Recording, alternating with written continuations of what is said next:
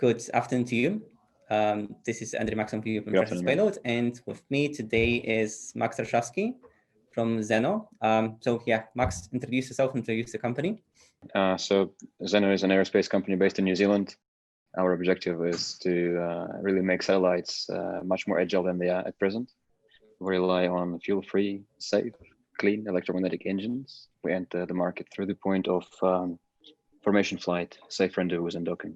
Our long-term vision is orbit keeping for satellites in low Earth orbit, as well as a large-scale assembly in orbit, and structures that are essentially decentralized. I see. I've never heard of any fuel-free propulsion system. Is it something from, like, it sounds very futuristic, and even, in the Expanse TV series that's is about to air in the next 24 hours, the new season, even they, like a few centuries ahead of us, they do have propulsion. I mean, they do have still fuel. So what makes you think that you can do that without any fuel? Yeah, it's not as crazy as it seems. Actually, I'm aware of how it sounds, and it's actually a good conversation starter quite often. Yeah. Anyway, so it's quite straightforward, really. What we do is we've developed an ability to generate a large, very substantial magnetic fields on board of a satellite in such a way that it is very efficient from the energy standpoint, and as well as from the volumetric standpoint. We also have an ability to control those fields. Now, if you imagine having a magnetic field on demand, so to speak, you can then imagine interacting with other magnetic fields that are available to you, and then pushing against them. So just like two magnets push on each other or pull or turn each other. You could do the same with satellites. You could essentially push either against other satellites in the proximity, or against the geomagnetic field, the magnetic field of Earth. And we all are familiar with the geomagnetic field effects. The compass, the old school compass, the arrow of the compass is turned by the magnetic field. So there's nothing new there. And actually, we all are familiar with fuel-free electromagnetic vehicles as well. Like Tesla car is one of them, is one of the examples. The only difference essentially is that in a Tesla vehicle, electromagnetic field is used to, essentially to spin a wheel and to push with a wheel against the surface, the road. In our case, a field is used to, push against another field. So it's quite comparable. You could also see it as sailing. I think sailing is a good analogy as well, where, you have a sail and you can interact with the potential energy stored, or with kinetic energy in the case stored in the atmosphere, like in the form of wind. So you could say that Earth's field is wind in this case, and you're merely deploying a sail, so you're sailing the magnetic field of Earth, or you're creating some wind locally and then using it, using a sail to interact with elsewhere. So how hard it is to create a magnetic field on board of the satellite? That should be very energy consuming, isn't it?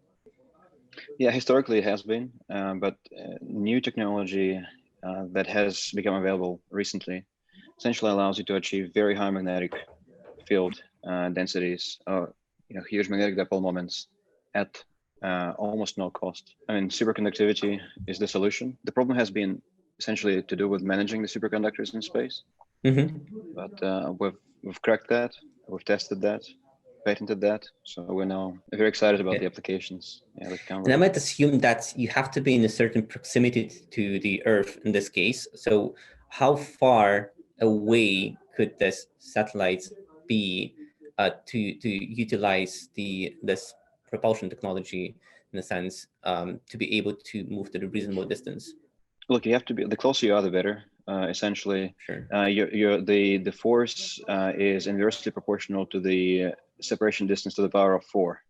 Okay, because there's two dipoles interacting. So like things get radically different very quickly, So, but we're looking at low Earth orbit and the lower part of it. So we're looking at approximately 700 K as maximum altitude, and we're not there yet from the thrust standpoint, but it is within our reach in the next few years.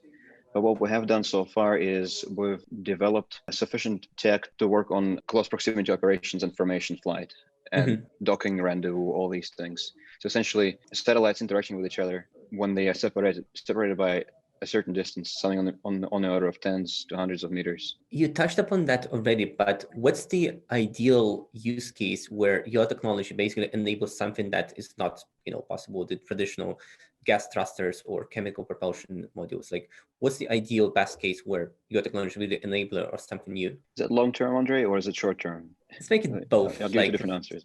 Yeah. Yeah. All right. So in the short term, docking and rendezvous, historically done essentially with robotic arms. As you know, it's a complex, complex process, and also is relatively unsafe.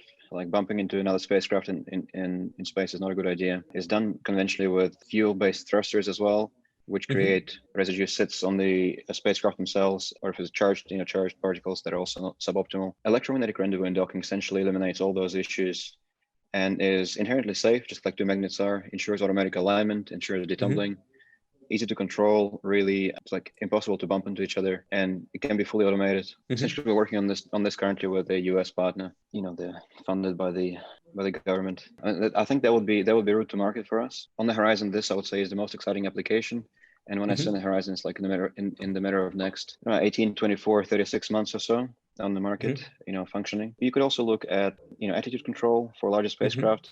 With this technology, it's easier done. I mean, we've been using electromagnets in orbit for attitude control for a while now. We know how it's done, but they're not, there's some disadvantages that can be addressed with the use of superconductors. There's also market entry essentially is less exciting than the long-term vision, inevitably. Yeah, but the long-term vision for me is shielding payloads, shielding crew, when they're, traveling between planets or to the moon. Essentially charged particle shielding, quite easily done with electromagnetic fields and done very efficiently as well. Can be controlled, the amount of energy invested. Safe for the electronics and for the crew though, the high density electromagnetic fields, are they safe electronics?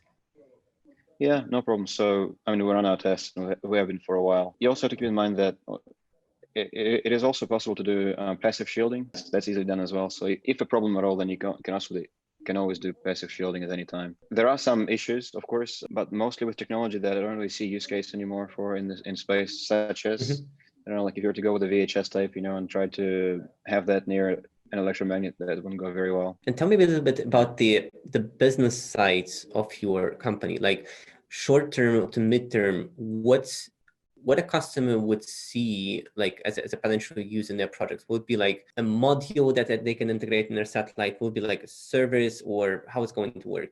Definitely a module, but most likely a service when it comes to more complex operations in space. So one thing we're looking at is an opportunity for synthetic aperture radar operators to fly a number of satellites in close proximity. Some advantages that come out of this approach. When I say close proximity, I mean literally, let's say 10 meters, about precision formation flight, either trailing or side by side. Yeah, and how far along are you in developing the technology? So, are you fully funded? Have you done some lab tests? Do you have any schedules for in-orbit tests? Yeah, we're very well funded at this stage. We've been around for 3 years as a commercial entity, for another maybe 6-9 months prior to that as a group of researchers. And we're approximately 18 months away from being in orbit. And we've had a number of tech demos done in the past, of course. First one, probably a year and a half into it, just tested the critical things, really the critical assumptions tested first, tested in a vacuum space environment as much as possible, the temperature range that we're going to observe in space. Those are the critical things. From there, we moved on to a number of tests on an air-bearing table, essentially a frictionless table. So those ones have gone very well. 2 weeks ago, we've hit the milestone prematurely, which is amazing. Next year, look forward to doing business. So the first year, which will be mostly business for the company rather than mostly R&D. And tell me a little bit about Pathfinder mission that you mentioned is going to be in orbit in the next, let's say, 18 months.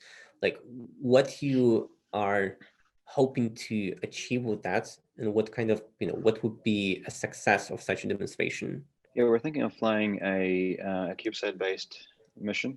So we'll have a couple of fundamental objectives, see how much else we can pull off on top, so to speak. The resolution is not great at this stage for this, but what we'll do for sure is a formation flight on close proximity. We will do docking. So we'll separate, merge again.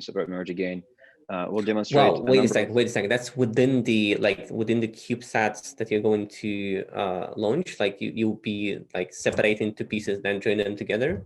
two separate spacecraft, separate, merge, separate, perform some kind of maneuver, maybe rotate one of them, then detumble it, and then bring it closer, dock again. And then we'll see how we go with the geomagnetic field interaction as well. Potentially try to deorbit one of them and then try to bump the other one up to see how that goes. Something like this, yeah. Are you building those in-house, or are you outsourcing any part of it, like the actual integration building of the CubeSats? No, building in-house. We actually are fortunate way, our lead engineer has experience with spacecraft. We've recently launched on Rocket Lab vehicle. Yeah, very important. Yeah, yeah. We've recently launched a CubeSat on Rocket Lab vehicle just a few weeks ago, which is country's first satellite. That's amazing. Let's shift the gear a little bit here, because you already touched upon the New Zealand ecosystem. So tell me a little bit, like, obviously, the company is based in Auckland in New Zealand, and your team is there. How difficult it was to develop, to start a startup there, get the funding, get government licensing. So tell a little bit about what it's like to create the satellite enabled technology startup in the country. So when we were starting over, there were essentially no ecosystem in New Zealand, with the exception of a single example of Rocket Lab, which is a US company that resides in New Zealand. So that means Rocket Lab have raised in the US, their US entity. Yeah, and we had a space agency which was in its infancy, I would say. I think they had something under of 20 people, maybe fewer. I think we were the New Zealand's first and only, for some time, astronautics or aerospace company. But we were fortunate to have some support from the University of Auckland. There were a couple of enthusiasts there, and they kind of incubated us, gave us space to work on our stuff, to think about things. But essentially, it was quite difficult early on, raising funds especially. New Zealand has a group of angel investors. But they mostly, their experience is in SaaS stuff, software as a service stuff, which is a different game to hardware development. Yeah, right. You see results sooner. You can see what it would take to scale, and you see the growth rates and everything. Here, 3 years before you can even before you can even have you test your first hypothesis, so to speak. Right. So like the first time we met with you in person was in Los Angeles at the Starburst event, surrounded by the VCs from Los Angeles and the San Francisco Bay Area. So it means that were you able to do any fundraise outside of New Zealand, or how do you basically resolve that, the fundraising issue? Where did you have most traction? We haven't raised us from outside of New Zealand yet, but we haven't tried very hard either. The event that you and I have attended was our attempt, which made me realize very quickly what is lacking. And essentially, we went back and committed to working on certain things, which is essentially technology mature, readiness level. At the time it was probably around 3 or 4. We're a lot higher now. Yeah, and also, like, I haven't been wasting, especially in the last 6 months, we haven't been wasting much of the VC's time or our time, because we know what what boxes need, what criteria need to be satisfied. Before we revisit this, early next year. The plan is early next year, essentially, to go back to VCs. But it was productive for us. We have made a number of connections, which we're cultivating currently. We've been working with, partnering with US guys, whom we've met there, and we'll probably try again with Techstars. So we tried with Techstars, and we got into top 19 teams. It was a process that took multiple weeks. We were so close, and we didn't make it, but we might try again this year. I don't know yet. We might try again. So tell me, like, as a startup founder, did you have any thoughts on the back of your minds, and how strong they were in terms of, hey, like, you see all this accelerators, access to capital in Silicon Valley or in West Coast United States, and in other more or less developed clusters around the world, like UK or ESA, whatever. Did you have any thoughts about moving there, or at least incorporating the company in the United States? Like, what makes you so committed to the ecosystem in New Zealand? The Valley is tempting, but, and as I said, we may, we visit the Valley and we may do it again. But I'm also committed to New Zealand. I think the country deserves and has a great potential to become, if not space port of the future, so to speak. at least tech port of the future. Mm-hmm. The country is doing very well financially. The government is very keen to support startups. We've had a lot of support from our local space agency, from the Ministry of Business, and there's a lot of intelligent people here. So I kind of think that I feel that we can make it work in New Zealand, and I would love for us to be a New Zealand company going forward, if possible. How hard it is to manage the time zone difference between New Zealand and the rest of the world? Well, I'm currently the only one in the lab because my engineers, both of them, are asleep. Both lead hardware and lead software engineers are asleep because on Thursday we have a tech demo at like 5 a.m. With a US partner. So that tells you something. Yeah. They're not very social people anyway, so I don't think this as engineers go. Yeah. Great guys. Yeah. Got it. Yeah, that tells you something definitely. And what has been, you mentioned that the company has been around for a number of years right now. What has been the most difficult part for you as a startup founder? And then what would you do differently if you knew in advance what's going to happen next? I got to say that I'm essentially a first-time founder to that extent, and it is very difficult. If you're a founder and your primary motivation is to get rich, let's say, or to it's very hard. the likelihood of your success is very low, and the likelihood of you getting loaded is very low, and the likelihood of you suffering is very high. So you really have to believe in what you do. At least that's what my experience tells me. Like, there's no way I would have done this if I didn't want to add value in this particular way. In space. I think it's critical to have this done. I believe it will be done, and I'm happy to dedicate my life to it. It's a small thing for the species, but it is worthy of my effort. And it is very difficult. People do not understand sometimes. People are not used to this approach sometimes, especially in New Zealand. But that's what I do. I love to do it. So what I hear from you is that's probably the most difficult part, if you would name that, is staying committed and you're keeping yourself within your emotional journey and coping with your emotions, and basically one of my masters names it a general grit. You have to grit through the things that happens to you. By the way, Andre, one thing is what I've learned is that working super long hours, at least in my case and in the case of Zenno, is counterproductive. We do not work super long hours. We work short hours, but very fucking dense, very dense.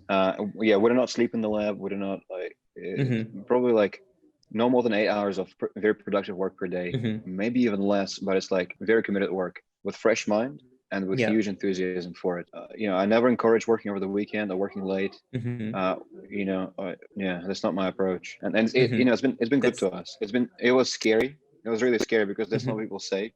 All the founders, you look at Elon, he works whatever. Exactly. I was about to refer to that as well. As there is in the week, I don't know, maybe it works for him. Maybe he doesn't even do it. I don't know. But we don't do it. We don't do it for sure. That's good. And just sort of last question, any advice you would give to the future entrepreneurs who are pursuing the way of starting a hardware startup in the space ecosystem? What would be one piece of advice that would give to them? Don't do it. Why so? Well, because if you really want to do it, you're not going to listen to me. And if you're hesitant, then don't do it. It's a good filter. Because the barrier for the industry. Because if what I say has enough weight to get to throw you off course, then there's no way you'll pull it off. But I genuinely do not do it. That's my advice. It's very hard. You're not going to succeed. I mean, you're not going to succeed most likely. You may succeed, but you'll definitely suffer. But if this is what you enjoy, go ahead. Which is my case. I think it's worthy of time and effort, and it's genuinely has been fun. I love every day of it, despite the periods of difficulty. Sometimes I would do it again. That's great. And also, it's also for a younger, I'm pretty young. I'm 29. There's a lot of, it's very humbling, to have people around you who support the idea, and it's a huge learning curve as well. You understand a lot about people, around companies, around yourself, about yourself. Yeah, that has been very valuable, and you build amazing relationships that last. All this is amazing. It sounds very fulfilling. It's not only work and then working on the work task, but also you become a part of the community, and then you find new friends and new connections and totally relate to that. Great. Yeah, I guess that's all on my end. I guess we covered all the questions that I had here. So thanks for your time. And then, yeah, good luck with all your efforts. And then hope to see the first Zenno Pathfinder mission in the near future. Thank you very much, Andre.